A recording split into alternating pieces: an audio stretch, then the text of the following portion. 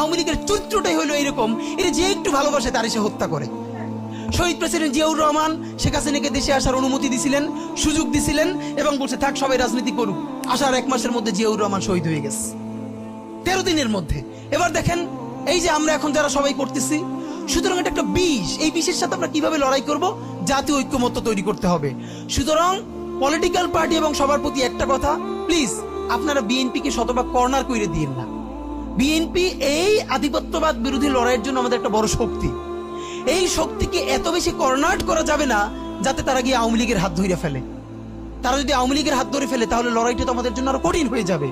বরং বিএনপির প্রতি আমাদের চ্যালেঞ্জ হলো, যেই বিএনপি বাকশালী সংবিধানের প্রতি প্রেম দেখাবে তারে শহীদ জিয়ার ছবিটা সামনে আইনে বলতে হবে যে এই বাকশালী সংবিধান তো জিয়াউর রহমানই ছুঁড়ে মারছিল। বেগম জিয়া বলেছেন এই সংবিধানকে ছুঁড়ে ফেলা হবে।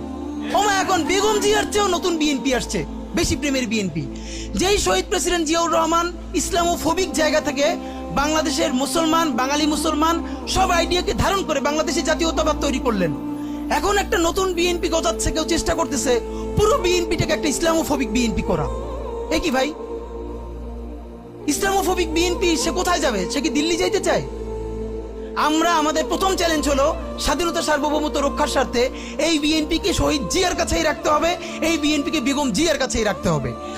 নাম্বার 2, আমাদের সামনের নির্বাচনে ম্যান্ডেট কি হবে এইটা সুস্পষ্ট।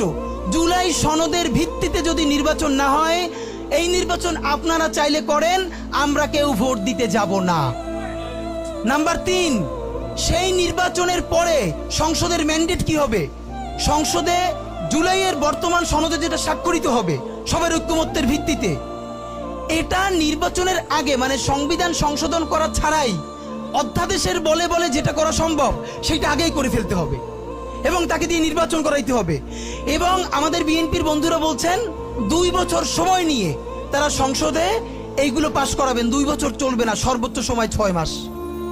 সংসদের প্রথম 6 মাসের মধ্যে জুলাই সনদের সমস্ত কথাগুলো সংবিধান ইনকর্পোরেট করতে হবে। যদি পারেন নতুন সংবিধান করতে হবে, নতুন সংবিধান করতে না পারলে এইটার মধ্যে ইনকর্পোরেট করতে হবে। রাজনৈতিক বিভাজনের ফাঁকে একমাত্র সমস্ত সুবিধা নেবে ফ্যাসিবাদ, ফ্যাসিবাদের শক্তি এবং আওয়ামী লীগ। আমরা আমাদের জীবন থাকতে বাংলাদেশের মাটিতে ভারতীয় আধিপত্যবাদ থেকে শুরু করে আর কোনো বিদেশি আধিপত্যবাদ, হাসিনা এবং ফ্যাসিবাদকে মেনে নিব না। এবং আমরা যদি শহীদ হয়ে যাই, আমাদের সন্তানেরা লড়বে, তার সন্তানেরা লড়বে। কিয়ামত পর্যন্ত বাংলাদেশ নামক জমিন যতদিন বেঁচে থাকবে ততদিন পর্যন্ত আজাদির সন্তানেরা লড়াই করবেই করবে। ইনকিলাব জিন্দাবাদ।